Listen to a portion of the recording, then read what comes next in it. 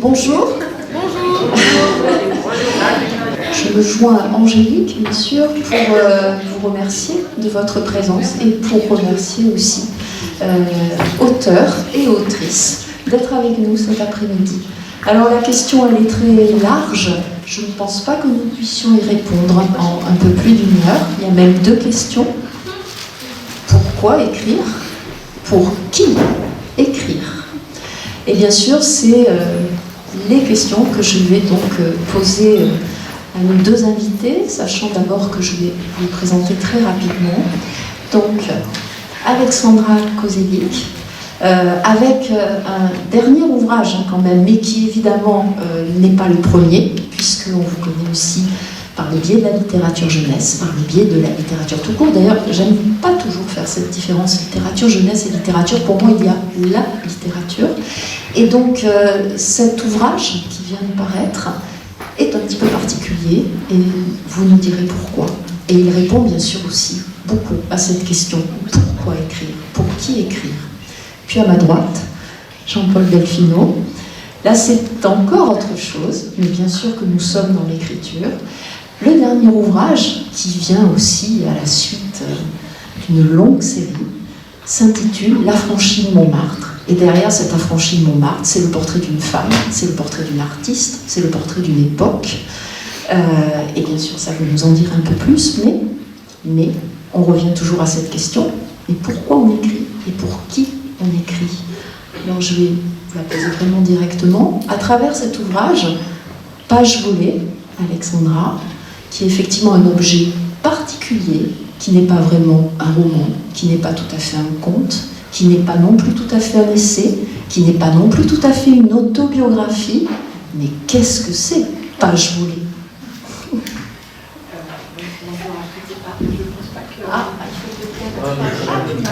C'est bon? C'est bon. Donc, Page volée, effectivement, échappe à certaines définitions ou certains genres. Et ça me convient très bien de voir cet ouvrage échapper justement à la définition, puisque je trouve que la littérature est le lieu des libertés. Et donc, pourquoi finalement mettre quelque chose? C'est un roman, c'est aussi un récit, c'est aussi une autobiographie, mais une autobiographie, c'est vraiment se raconter entièrement, alors que là, c'est plutôt sur plutôt pour montrer comment finalement j'en suis venue à être professeur et en même temps à écrire des livres. Comment la littérature m'a à un moment donné permis d'être dans ce monde, ou de ne plus échapper à ce monde. Et donc voilà, c'est quelque chose d'hybride, un livre déjà, c'est déjà ça. Donc un livre, et après c'est au lecteur de s'emparer avec cette lecture.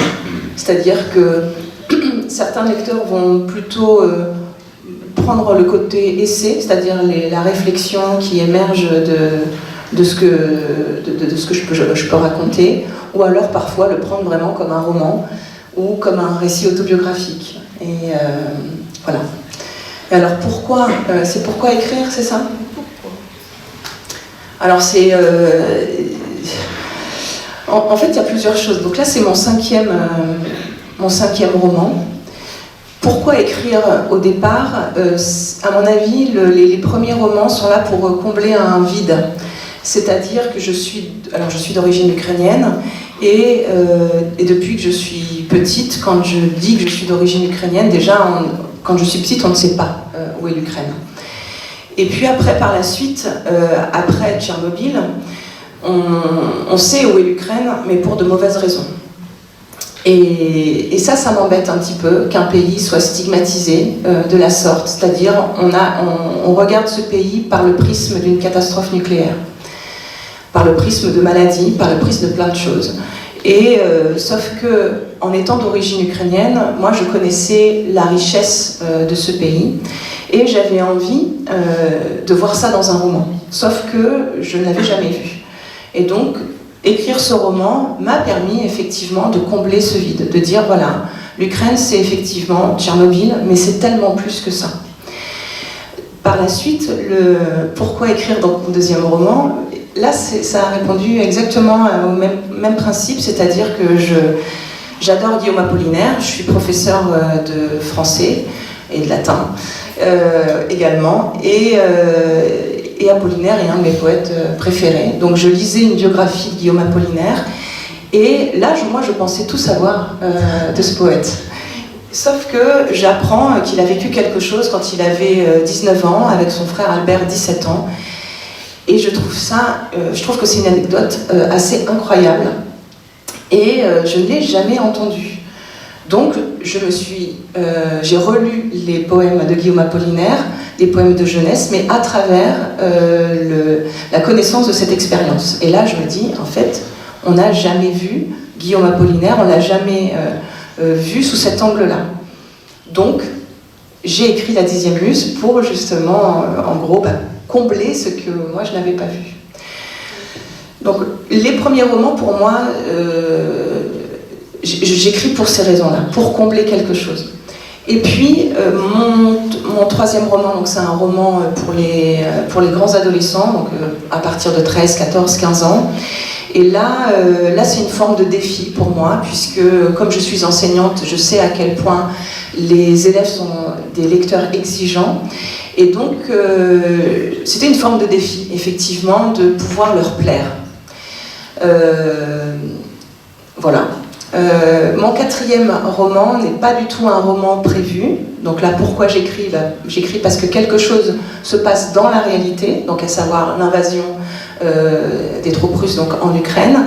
Comme je suis d'origine ukrainienne et qu'on est en train de bafouer aussi l'identité, puisque on a quand même une personne qui dit que l'identité ukrainienne n'existe pas.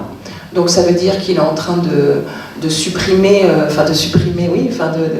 d'annihiler une culture de plus de 45 millions de personnes. Donc là, j'ai envie, un besoin irrépressible de dire l'identité ukrainienne, c'est ça, parce que moi, dans ma jeunesse, j'ai appris qu'il y avait tel et tel auteur, et qu'on ne peut pas, en fait, nier cette identité-là. Et donc là, pourquoi écrire ? Alors tout simplement, écrire, à ce moment-là, ça a été une façon pour moi de me battre à leur côté. En fait, la première, quand j'apprends que les troupes russes ont envahi l'est de l'Ukraine, j'ai envie d'aller me battre. C'est la première chose que j'ai envie de faire, de partir. Sauf que mon fils qui a 12 ans à l'époque me dit, il rigole, alors déjà je vois un certain effroi dans ses yeux déjà, et puis après il me dit mais en fait maman, tu sais même pas tenir une arme, donc je vois pas trop l'intérêt d'aller te battre. Alors, bon, il avait raison. Par la suite, j'ai quand même envie d'y aller pour être à la frontière, pour aider les gens. Donc je vais voir ma chef qui me dit mais Madame Kozelik, on n'abandonne pas des classes comme ça. Et effectivement, je ne peux pas abandonner au mois de février mes classes.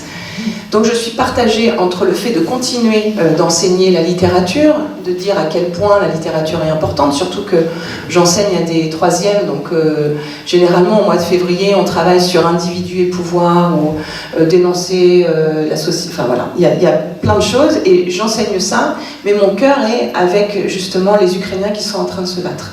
Et là, pourquoi j'écris ? J'écris justement pour me dire que je fais quand même quelque chose pour eux.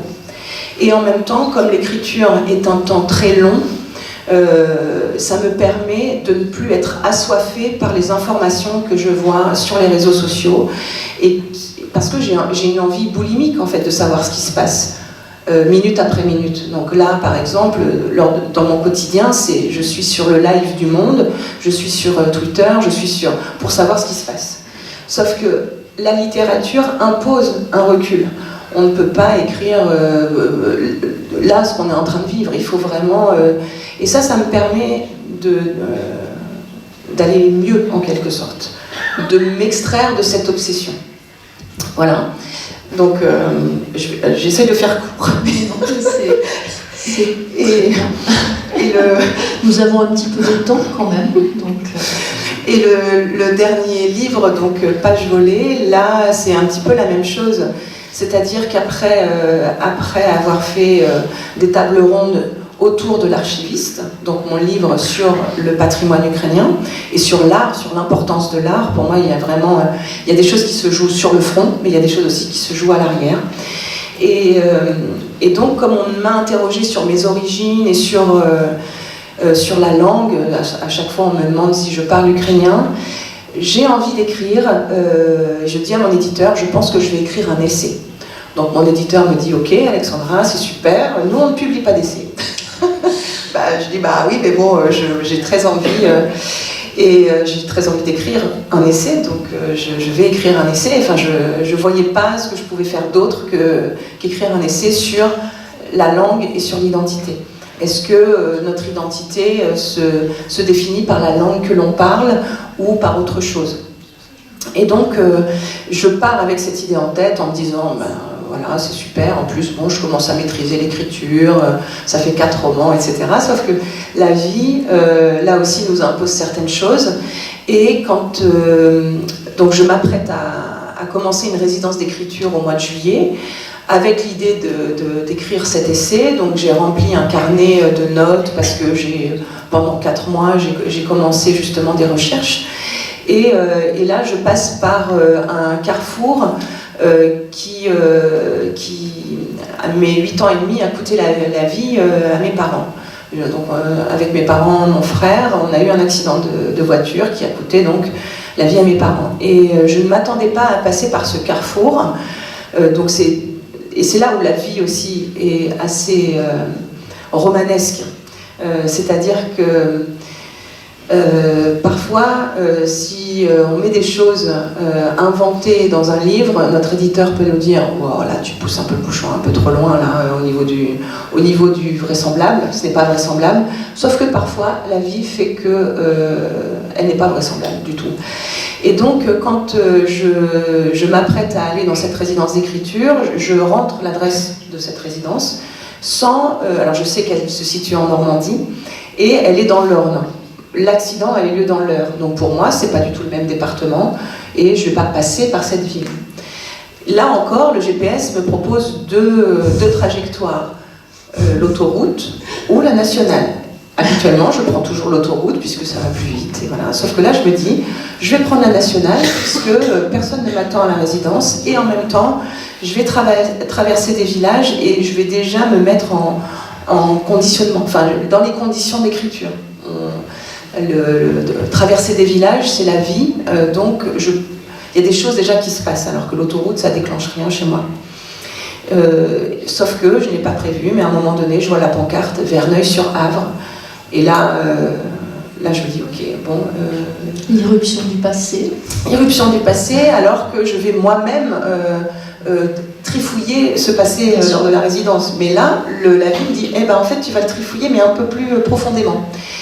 Et surtout que quand j'arrive, et alors là aussi, si je mettais ça dans un roman, mon éditeur me dirait il faut que tu changes, mais quand je m'approche de ce carrefour, déjà, tout ce que j'ai imaginé, moi je pensais que ce carrefour était un carrefour rêvé, que j'avais imaginé, puisque je n'ai pas de souvenir d'avant mes 8 ans, donc j'avais imaginé ce carrefour. Sauf que là, je m'aperçois que ce que je pensais être un rêve n'est pas un rêve, mais la réalité. Donc déjà, au niveau du brouillage, c'est un peu bizarre. Et quand j'arrive à ce carrefour, vient d'avoir lieu un accident avec un motard. Il est au sol. Et donc là, je ne peux pas faire autrement que d'avoir ce passé qui émerge en fait. Et alors, l'essai que je voulais écrire avec cette distance, etc., vole en éclats. C'est pas possible d'écrire quelque chose de distancié. Donc je commence page volée. Pourquoi? Au début, je ne le sais pas. Je ne sais... Alors je l'ai su, mais je sais maintenant pourquoi je l'ai écrit, mais à la toute fin. C'est-à-dire que quand je l'écrivais, je ne savais pas pourquoi.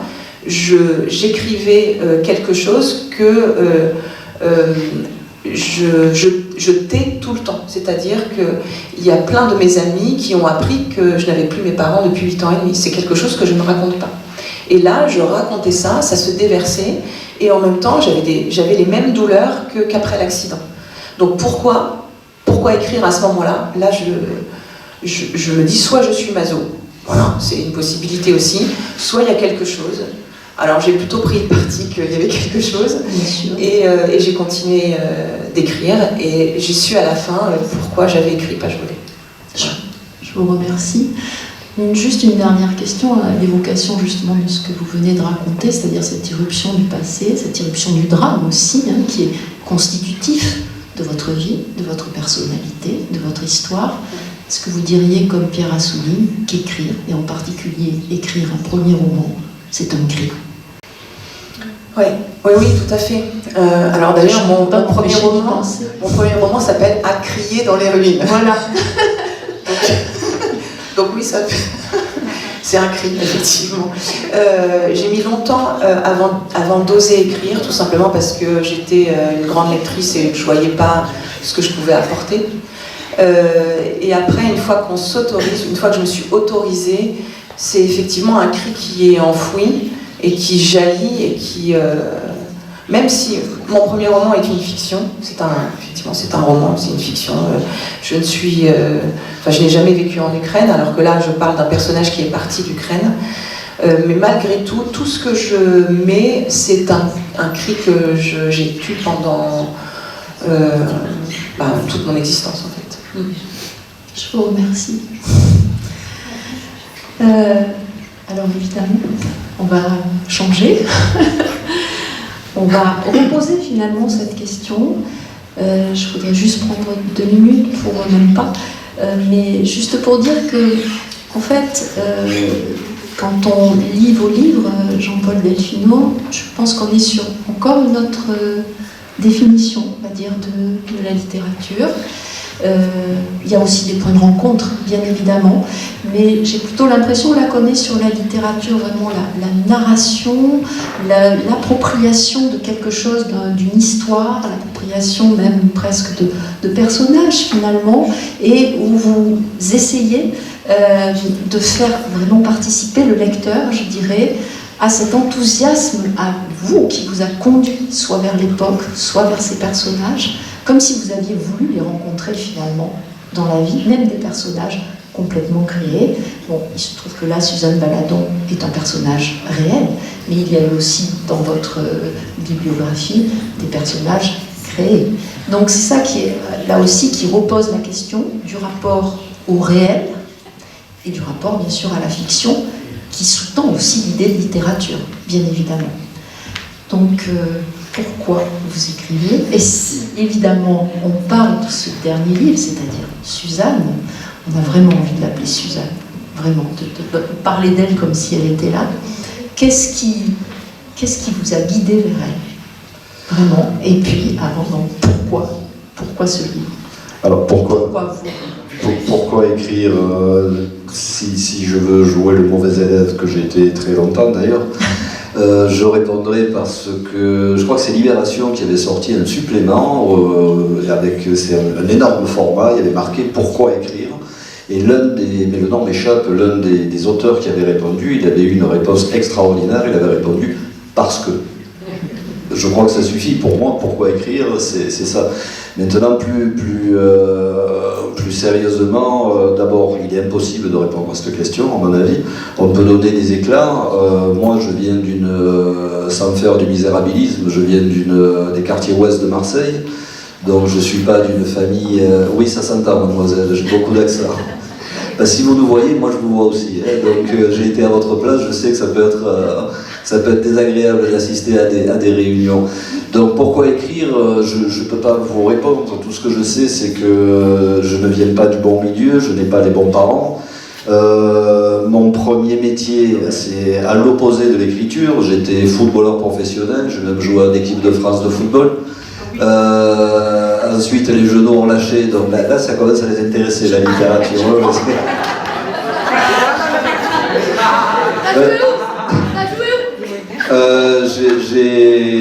J'ai joué à Aix, qui à l'époque était largement supérieur à l'OM. Ça va être difficile de revenir à la littérature, vous allez voir, je vais continuer. Les genoux ont lâché, donc évidemment plus de football. Après j'ai été prof de français pendant 1 an, Mais quand on est un vrai prof, on ne peut pas faire autre chose qu'être prof. Et moi, je tire mon chapeau à tous les professeurs des collèges, lycées et même du primaire, parce que pour tenir des... s'il vous plaît, c'est bon. Pour tenir des jeunes gens comme vous, il faut vraiment avoir les nerfs solides. Donc j'ai été prof simplement une année, et puis ensuite j'ai été... première escroquerie, j'étais journaliste. Deuxième escroquerie, j'ai travaillé dans la publicité et la communication. Donc tout ça était proche et loin en même temps de l'écriture. Maintenant, le premier élément de réponse que je donnerai, et je dirais à Alexandra et à vous-même que je n'avais pas lu à l'époque Cyrano de Bergerac, je vous jure que l'anecdote que je vais vous donner est vraie. Mes parents divorcent, à l'époque ça se faisait pas, aujourd'hui c'est les parents qui divorcent pas, ça se fait pas, ça a complètement changé. Et je me retrouve, ma mère obligée de partir, avec ma sœur et moi, on se retrouve à Aix-en-Provence, qui est une ville extrêmement bourgeoise. Et là, heureusement que j'avais mon statut d'apprenti footballeur, mais il me manquait encore quelque chose pour exister. Et donc je me suis mis à écrire des poèmes, tous plus mauvais les uns que les autres, je vous promets, c'était vraiment très très très mauvais. Je devais être le seul footballeur professionnel à écrire de la poésie d'ailleurs, c'est un peu antinomique.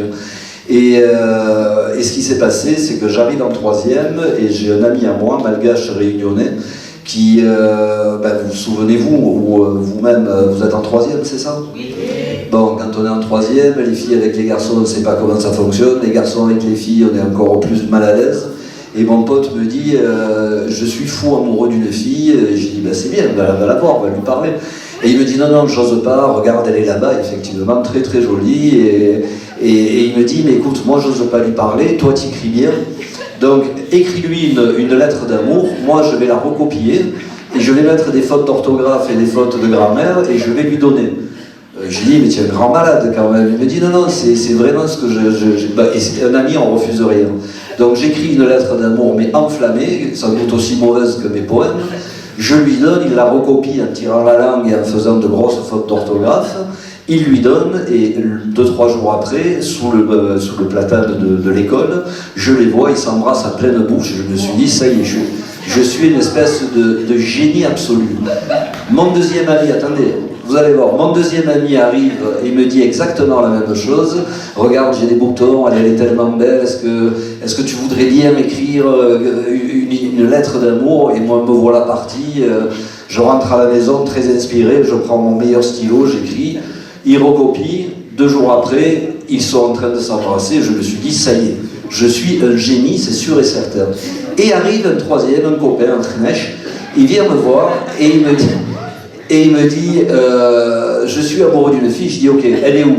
Et il me répond, non, elle n'est pas là aujourd'hui, mais elle est comme ça, elle est comme ça. Il me fait une description assez longue. Je rentre à la maison, j'écris la 3e lettre d'amour de ma vie. Il la prend, il la recopie. Première semaine, rien du tout. 2e semaine, je les vois descendre le cours Mirabeau, qui est l'avenue principale d'Aix-en-Provence. Et je vois mon copain, qui n'était pas mon ami, main dans la main avec une silhouette que je voyais mal, ils approchent tous les deux, je me suis dit, ça y est, là, cette fois, si j'avais su que le Goncourt existait, je me serais desservi le Goncourt à moi tout seul. Et au fur et à mesure qu'ils approchaient, je me disais, mais c'est pas possible. En fait, ils tenaient par la main la jeune femme dont moi j'étais amoureux, et à qui j'avais jamais osé parler. Et ça, c'est une véritable histoire. Donc, quand on me demande à quoi ça sert d'écrire, je crois que c'est Alain Souchon qui disait « j'écris pour plaire aux femmes ». Mais je crois que l'écriture ne sert qu'à une chose. Pour moi, c'est l'arme la plus puissante du monde. Quand vous possédez le langage, quand vous possédez la force de l'écriture, vous faites des personnes qui sont devant vous à peu près ce que vous voulez. Donc on écrit pour, moi en tout cas, pour tout un tas de raisons. On peut écrire pour des raisons politiques, on peut écrire pour des raisons de retour dans le passé, on peut écrire pour parler d'un pays. Je suis franco-brésilien, donc beaucoup de mes livres se passent au Brésil. On peut écrire pour tout un tas de... Pardon ? D'accord. On peut écrire pour tout un tas de causes, mais je crois que la cause commune à toutes les romancières et romanciers, en tout cas comme Alexandra et moi, c'est parce qu'on est émerveillé et ébloui par le fait que, même si on n'a pas d'argent, ce qui était le cas quand j'étais petit, j'en ai toujours pas beaucoup aujourd'hui, je vous rassure, mais quand on ne peut pas frimer avec un scooter, quand on n'a pas les vêtements qui conviennent, quand on a un stylo et un papier, et c'est là où je me suis pris pour un génie, on peut transmettre de l'émotion. Et transmettre de l'émotion, je vous jure que c'est vraiment la force la plus énorme qui soit. Donc écrire pour moi c'est ça, c'est transmettre de l'émotion. C'est très beau. Et surtout, merci aussi de nous avoir fait rire. Mais il faut rire avec la littérature. Et je pense aussi que c'est à la fois la force des mots et la force du rire, parce que je pense que ce que vous venez de raconter, c'est quelque chose dont notre auditoire se souviendra, et en particulier les plus jeunes, et que justement, lorsqu'ils rédigeront une lettre d'amour, ou recevront une lettre d'amour, eh bien, ils penseront certainement. Sauf que maintenant, on écrit un langage TikTok, etc., voilà. c'est d'autres codes. C'est d'autres codes, mais c'est aussi une écriture quand on regarde le SMS. Bien sûr. C'est une écriture, et c'est encore autre chose. Et quand on... Enfin, je ne sais pas qu'est-ce que vous ferez comme métier plus tard, mais à un moment... Pardon ? Footballeur. Ben, vous allez devoir traiter avec un agent. Et un agent, qu'est-ce que c'est ? C'est où vous allez être mon agent. Ah non, non. Moi, je ne suis pas esclavagiste, je suis désolé, je donne. Mais quand vous allez devoir écrire, on va rester sur cet exemple si vous le voulez bien, qui est le sport, les sportifs se disent ça ne sert à rien d'apprendre à écrire, ça ne sert à rien d'apprendre à lire. Mais si, quand vous allez écrire à un club de foot pour vous embaucher, quand vous allez écrire pour réclamer de l'argent qu'on vous doit, si votre lettre est truffée de fautes d'orthographe, mais on va vous rire au nez. On ne va pas vous prendre au sérieux. Et quand vous allez vous adresser à une femme, ou vous, mesdemoiselles, quand vous allez vous adresser à un jeune homme, si les mots que vous mettez ne traduisent pas parfaitement votre pensée, s'ils sont pleins de fautes d'orthographe, peut-être que vous allez passer à côté de l'amour de votre vie. Donc c'est pas un hasard. Alors moi je ne suis pas baptisé, donc je ne veux pas rentrer dans les guerres de religion. Tout ce que je sais, c'est que la première phrase de la Bible, c'est « au début était le verbe », c'est-à-dire au début était le mot. Et je crois que la personne qui détient les mots, la personne qui sait s'en servir a beaucoup plus de puissance que n'importe qui armé d'une Kalachnikov. Je vous promets, j'en viens. Je sais de quoi je parle. Donc moi, je n'ai pas de conseils à vous donner. Vous êtes grand, vous êtes en troisième, puis il y a aussi un auditoire qui a fini l'école depuis un moment et auprès de qui je m'excuse. Mais pour l'avenir qui nous représente, c'est-à-dire la jeunesse, je vous promets que la force la plus formidable que vous pourrez déployer pour vous et pour défendre vos intérêts et pour défendre les gens que vous aimez, c'est de savoir utiliser le langage. Si vous apprenez à utiliser le langage, vous allez faire de votre vie un peu plus ce que vous voudrez. Ça ne veut pas dire que vous y arriverez, mais sans le langage, on n'arrive à rien. Ça, c'est une certitude.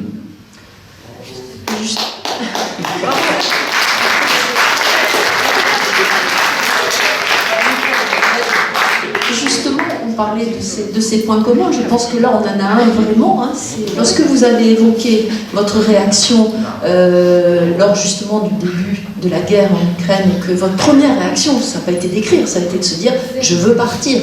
Et très vite après, ça a été de se dire « je vais écrire ». Donc les mots, à ce moment-là, évidemment, ont pris le pas et ont une réelle puissance. Et je crois que c'est ce que vous venez très bien de nous expliquer. Je voudrais revenir un petit peu alors là sur les sujets que vous abordez dans vos livres. J'ai pu remarquer quand même qu'il y avait un tropisme, on va dire, une prédilection pour une période quand même qui est celle peut-être de cette fin du 19e, de cette deuxième partie du 19e, voire début 20e siècle. On avait déjà vu Zola, et les assassins surtout de Zola, donc avec une œuvre, un roman qui s'appuie aussi sur des thèses quand même historiques, bien évidemment, sur un contexte historique précis. Et je dirais qu'avec L'Affranchi Montmartre, on retombe plus ou moins dans cette même époque, cette fin du 19e, début 20e, et là encore on a un personnage très fort, qui est un personnage qui réclame une liberté, et qui va avoir justement accès à cette liberté grâce à la création. Alors elle n'écrit pas, mais elle peint. Et peut-être que ce que vous disiez sur la liberté, ce que vous disiez tous les deux sur la liberté, on peut l'étendre au phénomène créatif, à la création en général, que l'on crée avec des notes, avec des crayons, avec des pinceaux, avec des mots. C'est la revendication, je dirais, fondamentale de la liberté. Et ce que fait Suzanne, c'est s'affirmer et revendiquer cette liberté. J'aimerais bien que vous nous disiez surtout pourquoi, vous nous racontiez votre rencontre avec Suzanne, en fait. Ah, voilà. ça c'est une rencontre qui me plaît, parce qu'elle est morte depuis 150 ans. Mais voilà. Donc, Non, pas 150 ans, elle est morte en 1938, mais elle est née il y a 150 ans. Et en fait, on en parlait avec Alexandra il n'y a pas très longtemps, hier d'ailleurs je crois. Il y a des livres qu'on choisit d'écrire, parce qu'on se dit c'est exactement ce que j'ai envie d'écrire, et en règle générale ce sont les livres les moins réussis. Et il y a des livres qui viennent vous chercher. Et en ce qui concerne Suzanne Valadon, le mécanisme a été magique dès le début. C'est-à-dire, je reçois un coup de fil un jour, totalement hystérique, d'une dame avec un accent italien à couper au couteau, qui me dit « Ah, buongiorno, sono Chiara Palisi », etc. Et je dis « Oui, bonjour madame, qu'est-ce que je peux pour vous ?» Et elle me dit « Je suis la directrice du musée Pompidou de Metz. » Et je dis, ben oui, je suis ravi, vraiment, je ne voyais pas ce qu'elle voulait, et elle m'a dit, j'ai lu votre livre, Les pêcheurs d'étoiles, hein, qui raconte une nuit de cuite absolue entre Sandrars et Satie, ce qui est vrai en plus en 1924, hein, et ils vont passer toute la nuit à courir après Cocteau, qui était un génie, mais qui était la pire des crapules qui soit, pour des raisons non pas romanesques mais historiques, et donc dans ce roman, il y a une ombre qui passe, je ne la fais jamais parler, et elle s'appelle Bicky, c'est le premier amour, le seul amour d'Éric Satie. Et Bicky, c'est Suzanne Valadon. Et Chiara Palisi a eu la gentillesse d'aimer ça. Elle me dit, on prépare une expo sur Suzanne Valadon, et on voudrait que vous écriviez pour l'album Luxe, en plus, pour moi ça ne change pas grand-chose, que vous écriviez toute la partie biographique. Je lui ai dit oui, mais je ne vais pas vous faire un travail d'universitaire. Elle me répond, mais je veux de la littérature. Ce à quoi je réponds, vous prenez des risques. Ce à quoi elle me répond, j'adore ça. Je dis très bien, vous l'aurez voulu. Bref, pour écrire 30 pages, il faut au moins 6 mois de recherche quand on fait de l'écriture historique. Et donc j'ai écrit ça comme j'ai pu, de mon mieux. Elle l'a lu dans la nuit, elle m'a rappelé encore plus hystérique en me disant « mais je veux un roman, je veux un roman ». J'ai dit « oui, mais on va voir, pourquoi pas ».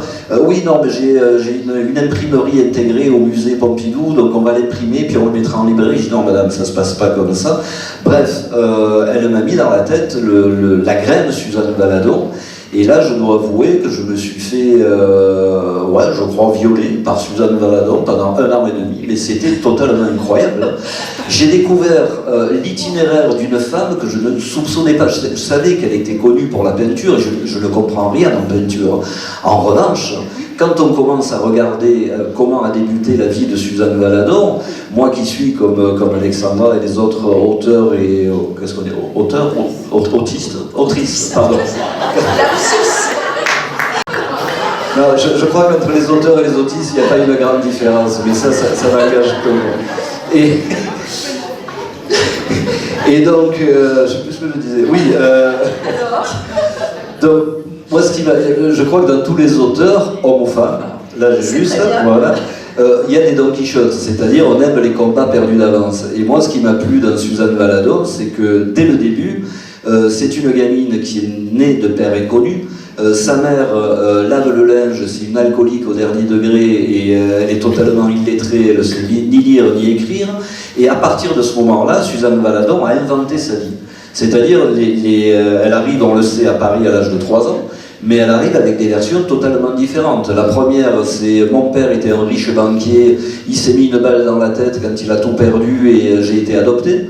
L'autre version, c'est « On m'a ramassé sur les marches de la cathédrale de Limoges, parce qu'elle venait de Bessines-sur-Étampes, et on m'a adopté ». Et donc, des comme ça, il y en a plusieurs. Et la plus belle, c'est quand même la dernière. Soi-disant, elle a fait son entrée à 3 ans dans Paris, en suivant une troupe de cirque, mais déguisée en femme serpent. Donc là, vous vous dites, quand vous êtes littérateur, ça peut ouvrir quand même des portes. Et cette gamine a toujours fait, et c'est là où j'ai une admiration sans borne, elle n'a toujours fait que ce qu'elle a voulu. C'est-à-dire qu'à l'âge de 11 ans, parce que l'école ne lui plaisait pas, elle a intégré pour cette fois un véritable cirque. Mais on ne sait pas s'il a été écuyère, si elle a été acrobate, fil de ferriste, donc tout ça aussi.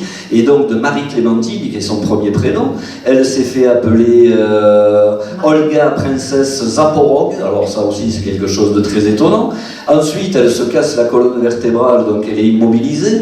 Elle fait des ménages et puis elle devient modèle à l'âge de 14 ans. Et son premier amant, c'est Puvis de Chavannes, qui a 41 ans de plus qu'elle. Alors on pourrait dire aujourd'hui, oh là là, d'ailleurs on dit aujourd'hui, oh là là, ça ne se fait pas. Sauf que j'aime bien voir à la fin de la vie de Suzanne Valadon, elle elle est seule, elle est pauvre, elle est dans la misère la plus absolue, mais elle a un amant, mais qui a 37 ans de moins qu'elle. Donc elle a toujours fait exactement ce qu'elle a voulu. Donc après, je vais passer très rapidement, mais en suivant la vie de Suzanne Valadon, qui donc s'appelle Marie-Clémentine, puis Olga Princesse Zaporog, puis elle s'est appelée Maria, ça c'est deux gars qui l'a baptisée comme ça. Ensuite, ça a été Piki, parce que en fait c'est Eric Satie qui était fou. Hein. Il a couché une fois avec elle et pendant 17 ans, il n'a plus touché une seule femme.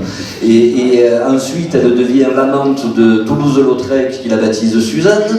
Et donc toute sa vie, ça a été comme ça.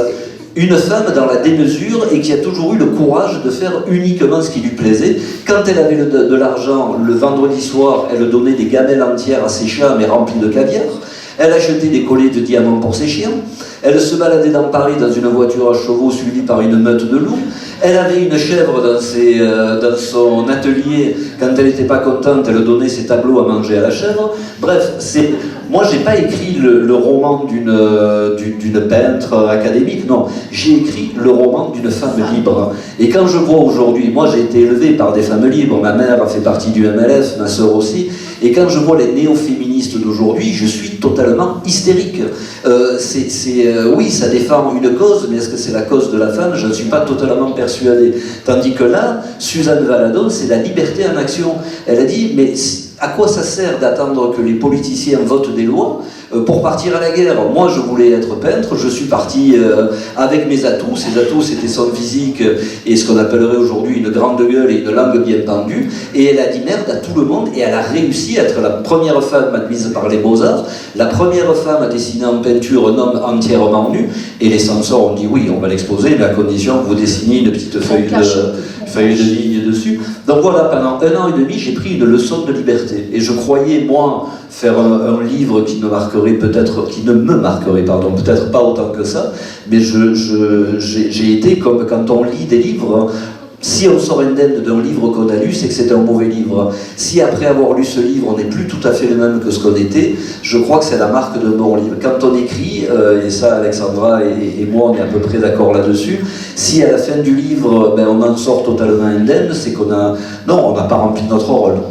Merci beaucoup. Vous avez dit quelque chose de très important, que vous aviez dit aussi, d'ailleurs j'essaye de repérer chaque fois. On est souvent d'accord avec Jean-Paul. Voilà, et l'idée c'est partir par exemple sur un sujet comme ça qui vous paraît extraordinaire et puis finalement on fait un livre, on fait quelque chose qui n'est pas du tout ce qu'on attendait. Et puis attendre ou avoir peut-être cette rencontre que vous n'aviez pas du tout décidée, qui vous a été imposée, et c'est là où on arrive justement à s'exprimer.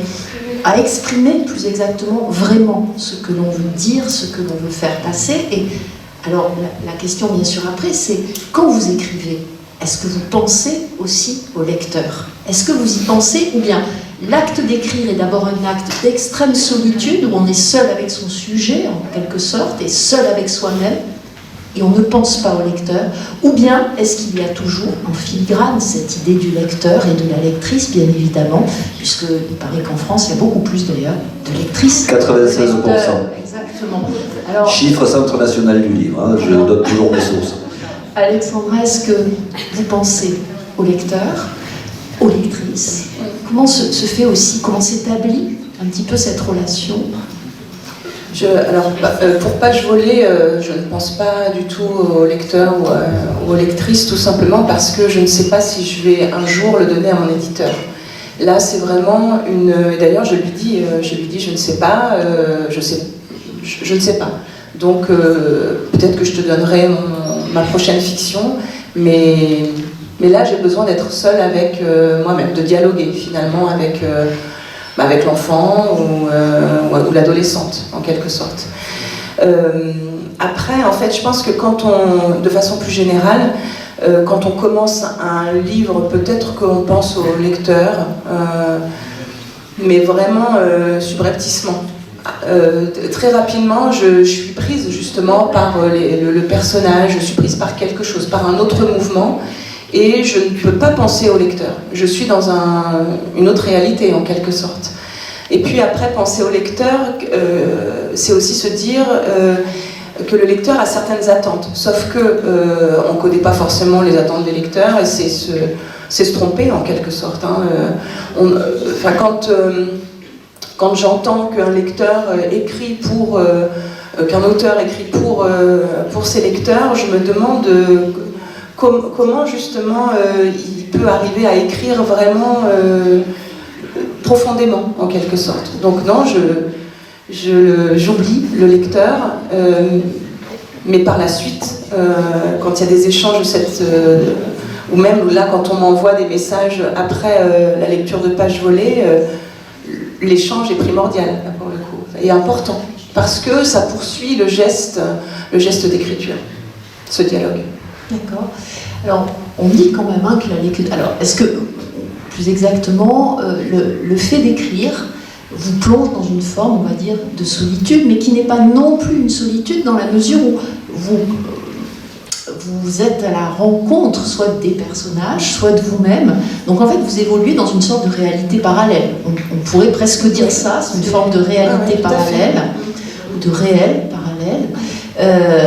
Et c'est donc, bien sûr, une activité solitaire, mais qui peut quand même pas être complètement isolée, puisque vous n'êtes pas seul, complètement. Oui, non, tout à fait. Effectivement, après, par exemple, pour Pages volées, lors de ce mécanisme où je raconte des choses que j'ai réellement vécues, je n'arrive pas non plus à retrouver l'écriture que j'ai habituellement dans les fictions. Et donc là se pose la question de pourquoi finalement j'écris de la sorte. Et là encore, plutôt que de rester seule avec mes doutes, j'ai lu des auteurs effectivement qui ont fait les deux, à la fois de la fiction et aussi des romans autobiographiques. Donc par exemple Joyce Carol Oates, moi je ne connaissais que ses romans, que ses fictions, et là j'ai lu son texte qu'elle a écrit après la mort de son mari, et là je n'ai pas retrouvé la musique de Joyce Carol Oates quand elle écrit de la fiction. Et donc, je ne suis pas restée seule avec mes doutes. Les nombreux auteurs, effectivement, m'ont accompagnée et là aussi m'ont permis de me dire que je pouvais continuer d'écrire et que ce n'était pas grave de ne pas reconnaître son écriture, c'était une autre écriture. Oui, et puis je pense aussi que dans le cas de Oates, qui est aussi le vôtre, c'est qu'elle enseigne, puisqu'elle enseigne dans des ateliers notamment d'écriture, mais universitaires.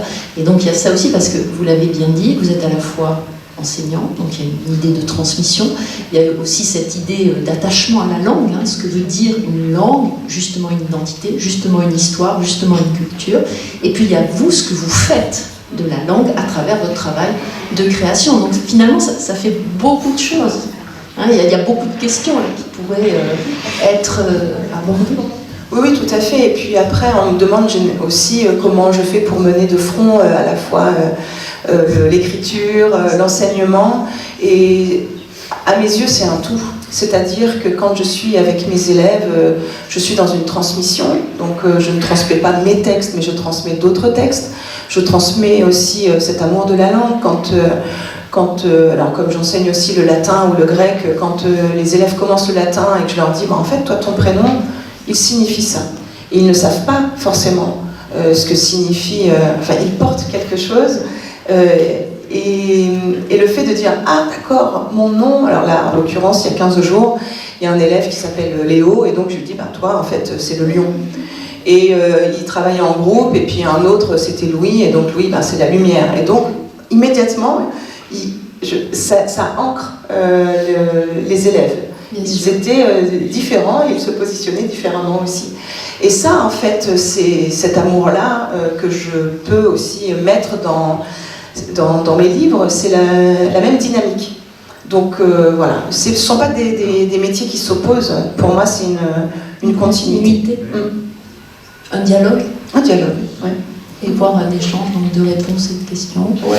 Est-ce que vous êtes d'accord avec l'idée que si on savait ce qu'on allait écrire, lorsqu'on commence à écrire un roman, un essai, on continuerait? C'est-à-dire qu'en fait, on ne sait pas où on va. Est-ce que quand on commence, on est complètement dans l'inconnu? Oui, est-ce qu'il n'y a pas cette idée d'inconnu? Oui, oui. Et je pense qu'effectivement, cette idée d'inconnu, cette idée est importante parce que pour moi, c'est un territoire de liberté. comme c'est inconnu, on ne sait pas ce qu'on va découvrir, et à la fin, comme disait Jean-Paul, on est plus riche finalement parce qu'il y a une forme de dialogue. La littérature, c'est aussi ça, c'est-à-dire quand on ouvre un livre, alors ça peut répondre à certaines de nos questions, mais ça entrouvre aussi d'autres questions dans une forme de dialogue. Et en fait, on peut aussi connaître des personnages complètement différents de nous, avec les mêmes interrogations, et donc à la fin, on est plus riche parce qu'on est allé vers l'autre, et donc on n'est pas renfermé sur, par exemple, là à notre époque, on est énormément sur les algorithmes, c'est-à-dire que quand, moi aussi, je suis sur les réseaux, et donc, ou sur Netflix, et sur Netflix, par exemple, ils vont proposer des séries en fonction de nos goûts. Ou l'algorithme, par exemple sur Insta, c'est la même chose. À force, en fait, on va voir exactement ce qu'on a envie de voir. Et donc, ça permet effectivement d'être accro au réseau, puisque ça nous donne exactement ce qu'on a envie de voir de la réalité. Sauf que la réalité, c'est pas ça. La réalité, c'est toujours se confronter à l'autre, se confronter à quelque chose qu'on ne connaît pas. Et la littérature nous permet ça, nous permet justement de nous confronter à l'inconnu aussi. Et ça ne montre qu'à la fin que notre liberté. Liberté, tout simplement parce qu'on a grandi à la fin d'une lecture, on peut avoir grandi à la fin d'une écriture, et ce qui montre justement le côté essentiel de la littérature. Et alors, pas pour cet objet-là, pas pour Pages volées, mais pour l'œuvre plus vraiment romanesque que vous avez écrite. Est-ce que parfois il peut y avoir, alors on parlait justement des différents personnages, de ce qui nous attire sur un personnage, la façon soit on crée ce personnage, soit il existe déjà, mais est-ce qu'on peut parler d'identification? Est-ce qu'il y a un phénomène d'identification, par exemple, quand on écrit à ces personnages? Parce que le phénomène d'identification peut exister par contre chez le lecteur, et j'ai envie de dire aussi que lorsqu'on finit un livre, que ce livre vous a marqué, on a l'impression d'abandonner des personnages, et on a l'impression presque d'abandonner presque une réalité finalement qui n'est pas une réalité. Est-ce qu'il y a donc ce phénomène aussi d'identification au fur et à mesure que l'on fait parler, que l'on crée ce personnage? Alors, dans le cadre d'écriture romanesque. Oui, bien sûr. Bien. Alors oui et non. Quand Jean-Paul parlait de Suzanne, avec ce côté libre, j'avais l'impression de me retrouver quand j'écrivais La 10e muse autour de Guillaume Apollinaire. Guillaume Apollinaire, c'est quelqu'un qui n'a pas connu son père et qui s'est inventé en fait une paternité. Il pensait même que parfois c'était le ciel, etc. Et donc lui aussi, il a eu ce côté foncièrement libre, et le mot surréalisme, c'est lui qui l'a inventé. Et donc ça montre justement ce côté je me crée une vie, parce que en amont, finalement la vie, elle m'a pas forcément donné toutes les armes, en quelque sorte. Donc c'est s'approprier quelque chose. Et quand j'entendais Jean-Paul parler de Suzanne, voilà, c'est une forme de... Et je pense que c'est aussi pour ça qu'on s'entend bien. Il doit y avoir des choses qui résonnent aussi dans une identification qui peut s'opérer aussi entre auteurs. C'est-à-dire qu'on n'écrit pas la même chose, on n'écrit pas sur les mêmes personnages, mais pour autant, la valeur, quelque chose de très profond, c'est écrire sur la liberté. Voilà, ne pas sortir des cases. C'est-à-dire que, donc moi par exemple, orpheline, on s'attendait à ce que, il y a des gens qui me disent « Oh là là, t'as fait de grandes études alors que t'es orpheline. » Pourquoi finalement j'aurais pas pu faire de grandes études? Quand j'écris le roman jeunesse, donc pour les grands ados, j'ai des libraires qui le mettent en adulte, parce qu'ils me disent écoute, moi je l'ai lu comme un roman adulte. Je dis génial, super, on est en train d'exploser les lois du marketing. La 10e muse, qui est un roman qui est sorti en littérature blanche, j'ai des libraires qui m'ont mise en imaginaire. Et là, en fait, pour moi, c'est justement un carcan qu'on explose. Et c'est la même chose. Il n'y a pas de littérature jeunesse ou de littérature adulte, il y a de la littérature. Et alors ça, c'est particulier à la France, parce qu'en Angleterre, Harry Potter, c'est la littérature. Il n'est pas classé en jeunesse. Et donc c'est au lecteur, justement, de savoir ce qu'il a envie de lire plutôt que d'avoir des catégories qui enferment et qui peuvent malmener la littérature aussi. Je pense que c'est une caractéristique française, la classification. On l'a dans beaucoup de domaines, on est rassuré de classifier les choses, ça nous donne l'impression de savoir et de maîtriser. Comme vous dites, la littérature, la création, c'est pas quelque chose qui se classifie et qui se maîtrise. Voilà, hein, ce ne sont pas des algorithmes, justement. Pour revenir alors effectivement, donc là j'ai répondu sur le oui pour l'identification, c'est-à-dire que si j'aime Guillaume Apollinaire et si j'ai écrit sur Guillaume Apollinaire, j'ai retrouvé certaines choses, j'ai retrouvé cette envie de briser les carcans et d'être complètement fou en fait, voilà. Enfin fou, voilà. Enfin, on s'entend. Et après en fait il y a aussi une forme de le personnage par la suite nous échappe.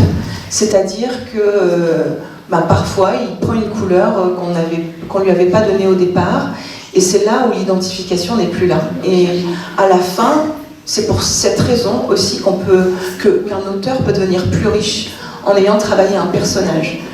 Tout simplement parce qu'on n'enferme pas, enfin moi j'essaye de ne pas enfermer un personnage, mais de voir justement jusqu'où il peut me conduire. D'accord. Je vous remercie beaucoup. Jean-Paul, je reviens un petit peu vers vous. Toujours pareil, hein, la question un peu de cette... alors, l'identification, au-delà de ça, qu'est-ce qu'on ressent lorsqu'on a fini l'ouvrage? Alors là, c'est le récit, le roman. On a fini l'ouvrage. Comment ça se passe, là, à ce moment-là, je dirais, quand... voilà, c'est fini. Le livre va vivre sa vie. L'histoire va vivre son récit, va vivre son aventure. Qu'est-ce qui se passe à ce moment-là dans la tête d'un écrivain? Est-ce que c'est déjà la quête d'autre chose ou bien on attend? Comment ça se... Parce que finalement, s'il n'y a pas d'identification, le personnage ou les personnages vont vivre leur vie dans le roman. Bon, très bien, c'est fini. Qu'est-ce qui se passe après? Moi, j'ai du mal à parler sérieusement de certaines choses, mais je les fais sérieusement. Donc, en ce qui concerne le mécanisme de l'écriture, je vous avoue mon ignorance la plus absolue. Parce que quand on fait un roman historique, il faut passer une année sans écrire une seule ligne pour être totalement imprégné des personnages, mais aussi de la recherche des lieux et de tout ce qui s'ensuit. Mais à partir du moment où je commence un roman, je sais pertinemment ce que je vais écrire sur les 2 premières pages, mais que le roman fasse 150 pages ou comme mon avant-dernier Guyane 702 pages, donc là j'ai battu des records, c'est pas moi qui écris. Non, mais vraiment, c'est pas... je suis un imposteur, voilà, je fais mon coming out aujourd'hui.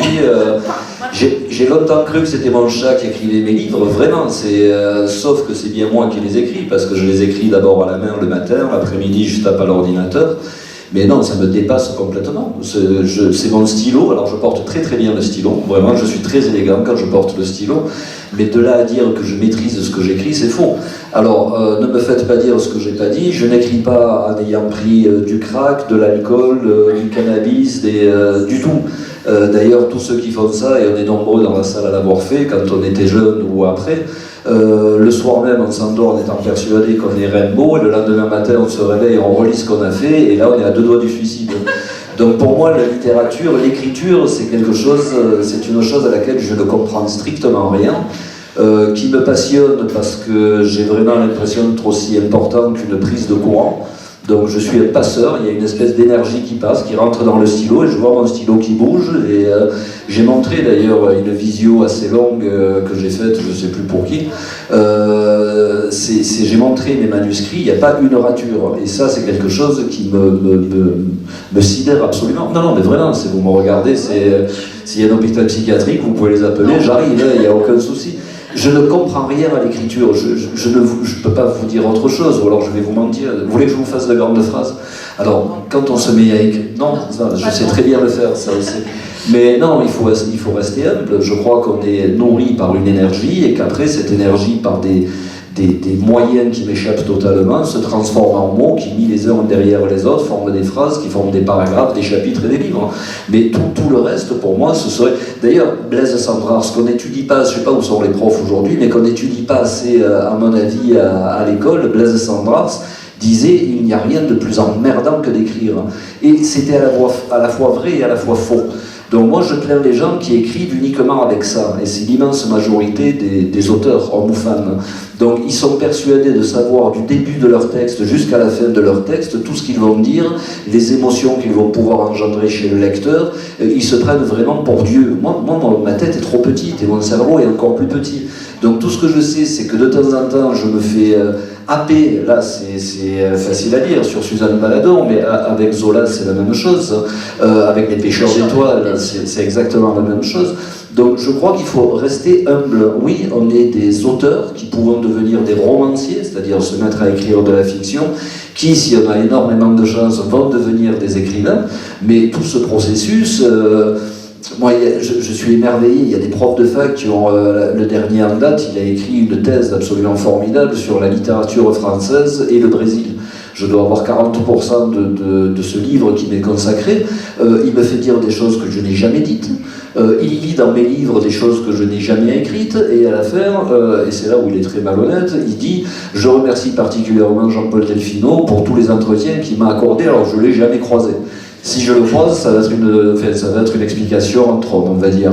Donc l'écriture, on peut y mettre tout, n'importe quoi, son contraire, mais l'essentiel, et je reviens à ce que je disais au début, c'est que la magie fonctionne. C'est-à-dire, je reçois des lettres encore aujourd'hui de dames, dont 96% sont des lectrices, qui me disent « Votre livre m'a sauvé la vie ». Mais mes livres sauvent la vie de personne, enfin, il ne faut pas rêver. Sauf qu'il y a de temps en temps, ce qu'on appelle aujourd'hui grande formule, les étoiles s'alignent. Oui, le livre peut tomber entre les mains d'une personne qui est dans une situation particulière, qui se reconnaît dans ce qu'on a écrit, et qui va croire qu'on a écrit le livre uniquement pour elle. Donc en ce sens-là, un livre peut sauver la vie.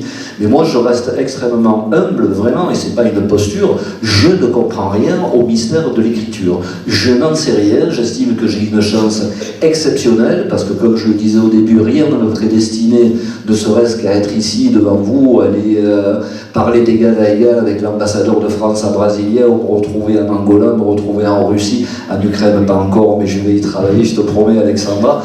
Donc Claude Nougaro, que j'ai eu la chance de connaître, me disait « Tu verras petit, la vie invente toujours beaucoup plus que l'imagination, et je crois que l'écriture invente toujours beaucoup plus que ce que l'auteur essaie de mettre dans ce qu'il écrit. » Voilà, ça c'est la seule chose intelligente que j'ai dit cet après-midi, il faut le noter. Est-ce que vous avez noté? C'est dommage. Oui, alors, je trouve ça vraiment intéressant parce qu'en fait, vous dites que vous êtes un petit peu l'objet. C'est vous qui êtes l'objet en fait de cette... Ah oui, oui, bien sûr. Et oui. le passeur. Vous êtes passeur, oui. Et mais il y a beaucoup de... transmetteur. Oui, il y a beaucoup je pense qu'on peut avoir beaucoup de fierté à être un bon passeur. Exactement. Parce que c'est pas donné à tout le monde. Et puis, encore une fois, j'ai pas un ego suffisamment surdimensionné pour me dire je sais exactement quel est le livre que je vais écrire. Je peux dire je me lance dans une aventure qui est l'écriture d'un livre. Et ça, j'en ai eu la preuve, mais éclatante. C'est mon premier roman. En 99, j'ai 34 ans. Donc, je vais au premier salon du livre de ma vie. C'était le salon du livre, le premier salon du livre antifasciste de Martigues. Donc, autant dire que c'était... moi, ça m'a... Il y a eu, on n'a pas utilisé que les stylos quand même, hein, il y avait des contre-manifestations, bref, passons. Et comme souvent dans les salons, il y a une troupe de théâtre locale qui prend un extrait d'un livre et qui se met à le déclamer dans le salon. Et moi, ils avaient choisi mon premier roman. J'étais fier comme Artalan, donc j'entends ça et je deviens hystérique parce que je ne reconnaissais pas un seul mot de ce que j'avais écrit. Le téléphone portable n'existait pas. Le lundi matin, j'appelle Anne-Marie Delmétellier, mon éditrice, en la traitant de tous les noms, et elle me dit « Bon petit, tu te calmes, tu vas vérifier d'abord ton livre, et après tu me rappelles. » Et je croyais qu'elle avait changé des passages entiers de mon livre, mais il n'y avait rien qui avait bougé. Simplement, j'avais posé des phrases qu'elle avait acceptées, qu'elle avait imprimées, sauf que à la fin, ça sonnait d'une façon différente, comme si ça n'était pas moi qui les avais écrites. Donc, encore une fois, c'est pas une posture, c'est je me sens pas suffisamment intelligent pour gérer, régir un monde entier qui est un roman et savoir à la virgule près ce que ça va provoquer chez les autres. Et d'ailleurs, je suis un peu feignant, donc je reste extrêmement laxiste et je laisse juste l'encre couler, c'est tout ce que je peux vous dire. Bon. Je vous ai dit que j'étais un escroc. Hein. C'est vrai. Très bien. Et en fait, donc, est-ce que au moins l'idée de... Est-ce que ça répond à un besoin quand même? Est-ce qu'on peut le définir quand même comme un besoin d'écrire? Alors, besoin. Parce que il y a une très belle... chez Rilke, le poète qui écrit un jeune poète, les lettres à un jeune poète, il dit, à un moment donné, on lui pose la question, enfin il a entendu cette question de mais pourquoi on écrit, comment on écrit, il dit mais laissez, écrivez, c'est le besoin d'écrire, c'est juste le besoin d'écrire. Le conseil qu'il donne, c'est ça, en fait, c'est se laisser aller, tout simplement. Je crois que si j'étais heureux et si Alexandra était heureuse, on n'écrirait pas des livres. Il y a 1000 fois plus intéressant à faire ailleurs, beaucoup moins fatigant, qui rapporte beaucoup plus d'argent si on aime le matériel. Et non, alors, pour répondre à votre question, je ne sais pas si je sais écrire, tout ce que je sais, c'est que je ne sais pas ne pas écrire. Donc de là à parler d'un besoin absolu, je pourrais vous la jouer aussi, dès que je n'écris pas pendant 15 jours, je pense au suicide. Non, il faut rester un peu calme, un peu modéré. Mais c'est sûr que c'est comme une femme que vous aimez ou un homme que vous aimez, quand vous ne le voyez pas de 15 jours, il vous manque quelque chose de vital. J'ai pas la chance d'avoir des enfants, mais si vous avez des enfants et que vous ne voyez pas votre fils ou votre fille pendant un mois ou deux, au bout d'un moment, ça picote et il manque quelque chose. Donc pour moi, la littérature, c'est quelque chose, encore une fois, c'était un luxe qui ne m'était pas destiné à... Vraiment. Ma sœur est 1000 fois plus brillante que moi, elle est prof de lettres, elle aussi agrégée, etc. Mais c'est elle qui aurait dû écrire des livres, c'est pas un ancien footballeur aux genoux cassés qui vient des mauvais quartiers de Marseille. Donc oui, si j'écris, c'est parce que d'abord je sais pas faire autre chose. Je vous promets, j'ai essayé d'être manuel, c'est une catastrophe. S'il faut pas vous donner un marteau et un clou, je sais pas ce qu'il faut faire avec. Là j'exagère un peu, mais oui, il n'y a que ça que j'ambitionne de savoir faire à peu près un jour. Mais je crois que le jour où et je crois que pour la majorité des auteurs qui font de la littérature pour de bonnes raisons, et c'est le cas d'Alexandra, je crois que si un jour on ferme un livre en se disant je suis parfaitement content de ce que j'ai fait, d'ailleurs je ne vais plus écrire, je crois qu'effectivement il vaut mieux ne plus écrire à ce moment-là. On ne fait que des brouillons. Et on espère s'améliorer de brouillon en brouillon. Donc mon dernier brouillon, c'est Suzanne Valadon. Et c'est vrai que j'ai déjà la tête dans le brouillon suivant et qui là sera une réussite, j'en suis absolument persuadé, parce que je vais l'écrire avec ma tête et ça va être formidable. Mais on ne sait pas ce que ça va donner. Bien évidemment, on ne sait pas. Donc ça veut dire quand même, si je vous permets, qu'il y a déjà un brouillon qui commence à apparaître à notre niveau. J'ai toujours une vingtaine de choses qui frappent à ma porte dans la tête en me disant et moi c'est quand mon tour, mais c'est même pas moi qui décide, donc je sais pas. Oui, là je suis en train de faire une collection unique au monde sur la musique brésilienne qui va me rapporter à peu près 0 €, mais ça a énormément de sens pour moi et c'est en plein dans la littérature. Je vais pas en parler maintenant, mais j'ai la suite de Guyane qui m'a été réclamée à corps et à cri et j'ai trouvé une raison valable de l'écrire, c'est-à-dire pas de faire une suite parce que le premier a eu du succès pour récupérer encore de l'argent. Je sais pas me servir de l'argent à partir du moment où mon banquier m'appelle pas pour me demander des impayés. Le reste, ça me semble extrêmement illusoire. Donc pour écrire un livre, il faut que ça ait du sens, au moins pour moi. Donc oui, là j'ai la suite de Guyane, et puis j'ai un Sandrar, c'est le Brésil qui se profile au loin, et voilà, puis il faut être ouvert, il faut se laisser bousculer, comme Alexandra qui part pour faire un essai, et qui se retrouve avec un livre qui est une espèce de feu d'artifice, et qu'elle ne maîtrise absolument pas, quoi qu'elle en dise, quoi. Et tous qui vous diront l'inverse, ce sont des menteurs. Donc qui est le plus escroc? Est-ce que ce sont les gens qui vous mentent sciemment, ou les gens qui avouent sciemment que ce sont des escrocs? Je vous laisse seul juge. Bon, je ne savais pas que j'avais animé une réunion d'escrocs cet après-midi. On va se mettre en association, hein, c'est sûr, on va réussir à faire quelque chose. Voilà, et déjà le titre aurait dû me mettre la puce à l'oreille avec page volée.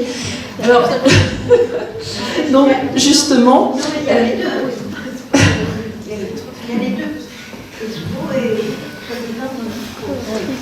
je voudrais juste aussi, alors on l'a juste abordé, vous l'avez juste abordé, Jean-Paul, mais c'est une question que je vais vous poser à tous les deux. Vous avez parlé des rites d'écriture, en fait, c'est-à-dire vous dites, j'écris au stylo, et alors moi là où vous m'avez quand même effectivement très étonnée, c'est sans rature. Alors ça, je trouve ça extraordinaire. Et l'après-midi, donc, si je comprends bien, vous tapez vos textes. Donc on peut parler d'une forme de rituel, de découpe du temps, on va dire, consacré à l'écriture. Est-ce que vous avez aussi des rites, des rituels liés justement à cette écriture? Alors, encore une fois, oui et non. Enfin, Oui, enfin, tout simplement parce que lorsque j'ai commencé à écrire, j'ai commencé à taper à l'ordinateur, et plus j'avance dans mon écriture, plus je retourne au stylo. C'est-à-dire que Page Volée est en grande partie d'abord écrit dans un carnet, et il y a une écriture qui est vraiment différente. Après, des rituels ou pas vraiment. Pas vraiment non plus. C'est-à-dire que je préfère écrire le matin, me lever plus tôt et écrire le matin avant de commencer ma journée, parce que il n'y a pas de bruit, la lumière n'est pas forte, voilà. Enfin, donc je suis encore dans mes rêves, etc. Donc là, pour moi, c'est l'idéal. Mais après, là encore, la réalité me rattrape. C'est-à-dire que quand j'ai cours et que j'ai mes élèves et qu'il y a une idée qui vient, je ne vais pas dire aux élèves « Attendez,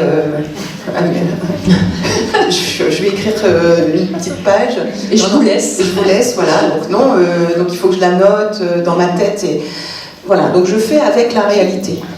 Donc je ne peux pas avoir vraiment de rituel.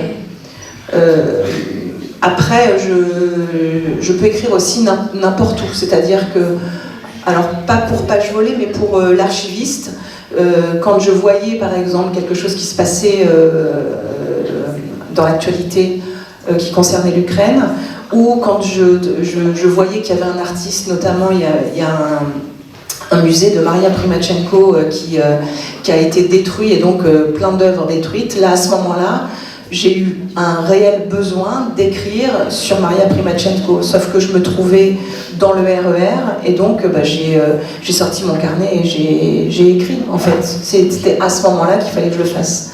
Voilà, donc je fais avec ma réalité. Et comme je fais avec ma réalité, il n'y a pas vraiment de rituel. D'accord. Merci. Je regarde quand même pour pas qu'on se fasse rattraper par l'heure.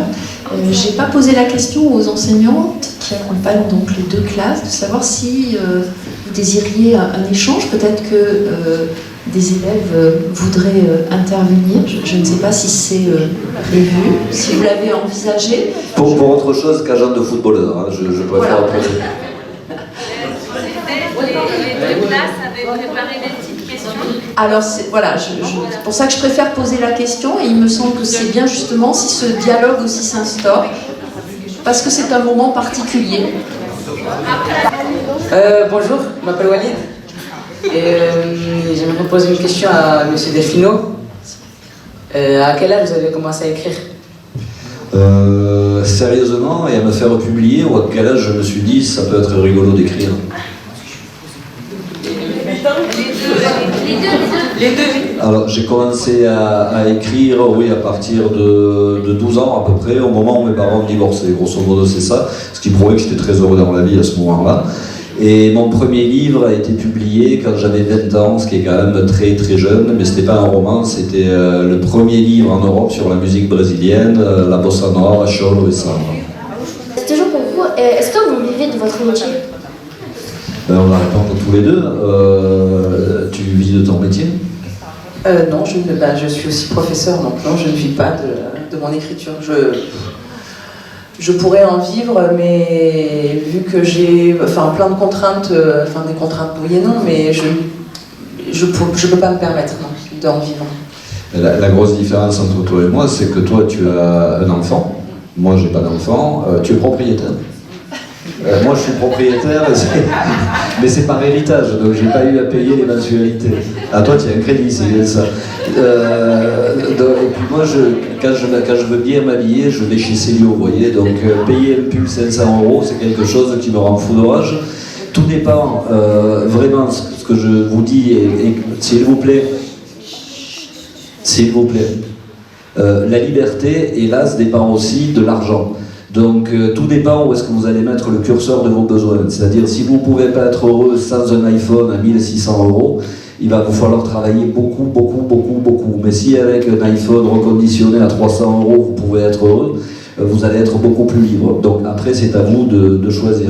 Donc la liberté, oui, on vit ou on survit de ses droits d'auteur, et puis si on écrit pour l'argent, c'est quand même un très très mauvais calcul. Il vaut mieux jouer au loto sportif, hein, c'est...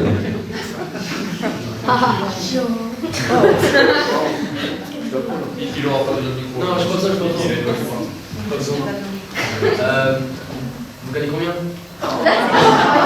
Par jour, par semaine, par mois, par livre, par... Partout.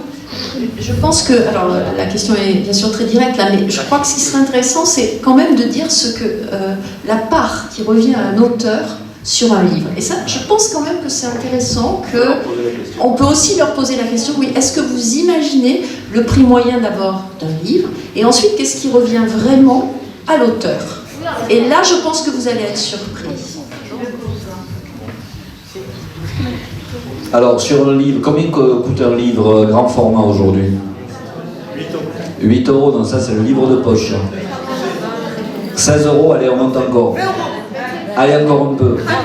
Non, 23. Gros, et sur 23 euros, sachant que c'est Alexandra ou moi qui écrivons nos livres, combien on touche sur 23 euros? 3 euros. Alors, on fait 5 centimes. 1,50 €. 2 centimes. 40 euros. Pas zéro, non, mais c'est pas loin de zéro, c'est-à-dire que sur un moment, ça fait 1,80 € à peu près. Et sur un livre de poche, c'est à peu près 40 centimes d'euros par livre vendu. Et combien se vendent de livres d'après vous? C'est-à-dire, le livre d'Alexandra, à combien d'exemplaires il s'est vendu? Allez-y, dites. Beaucoup. C'est assez large comme estimation. En chiffres. Combien? Une centaine. 100 livres? Des milliers. 1 million. Des milliers, 1 million.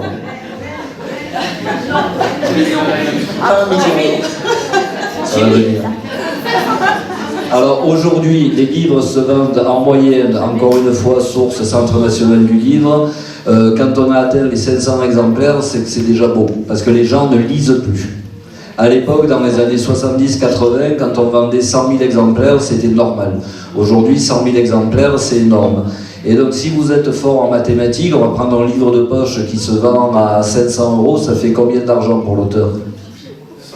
100 euros. 100 euros.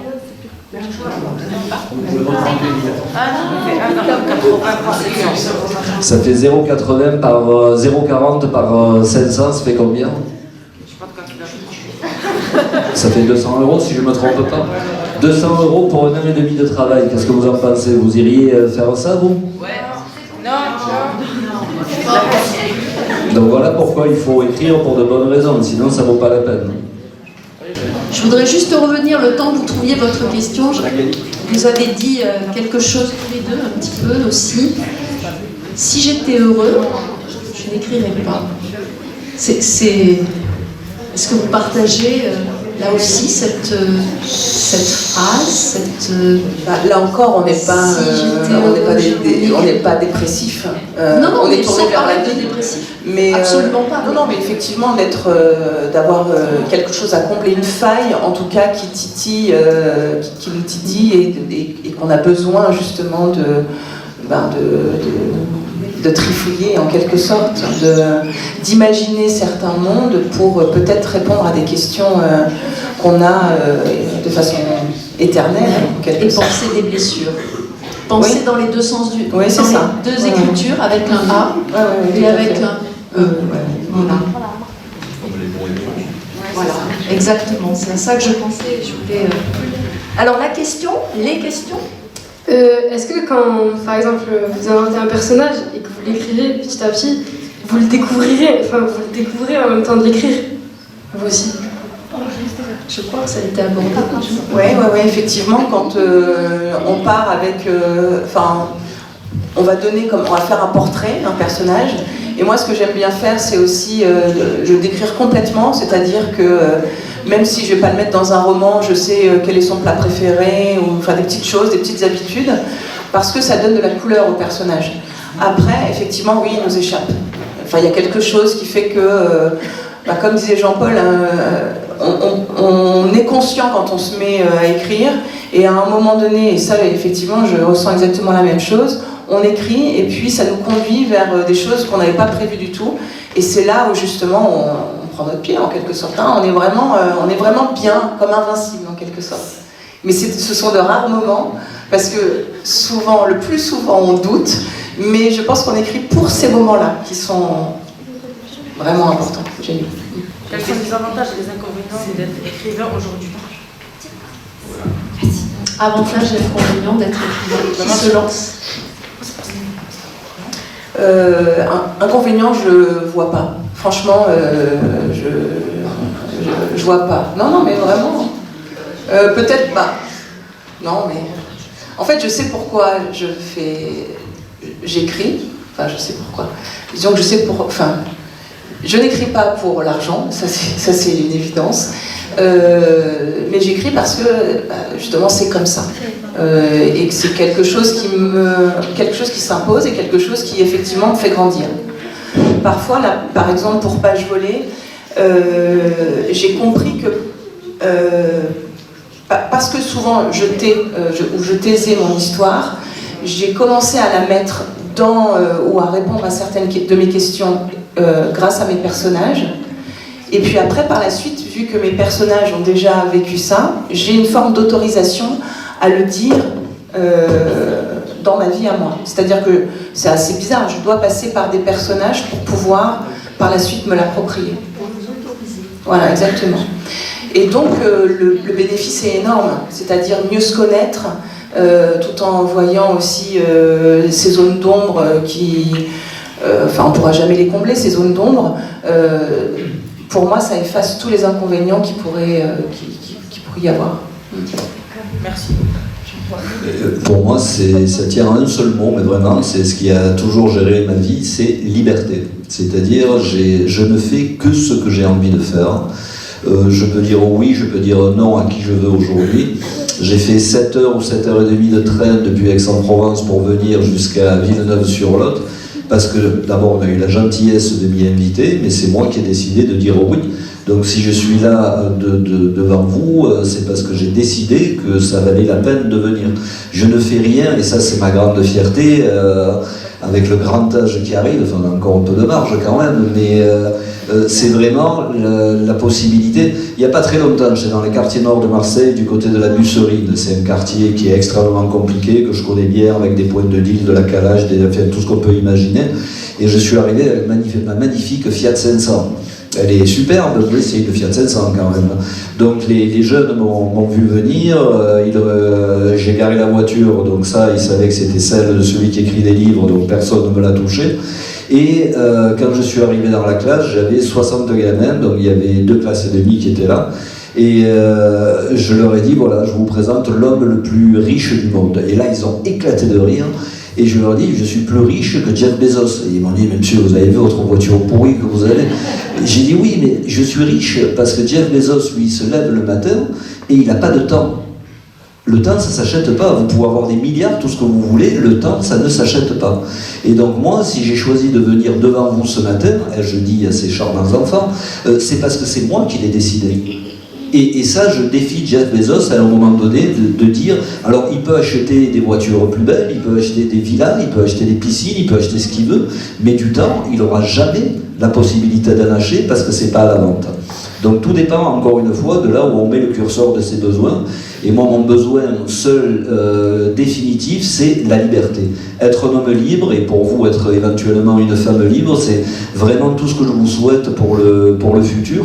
Parce que quand on est tenu par la nécessité de gagner de l'argent, la nécessité de pointer tous les matins pendant 8 heures pour un travail qui ne nous excite pas obligatoirement, faire pendant 40-45 ans le même métier, abandonner ses rêves, et moi je plains ces gens-là. Donc au moins la littérature m'a donné cette possibilité, c'est d'être un homme libre. Et franchement, on m'offrirait la Légion d'honneur, et ils finiront par me l'offrir quand même. Ça, c'est, au bout d'un moment, 70 bouquins ils finissent par vous l'offrir. Mais ça vaut rien par rapport au fait d'être un homme libre, ça je vous le promets.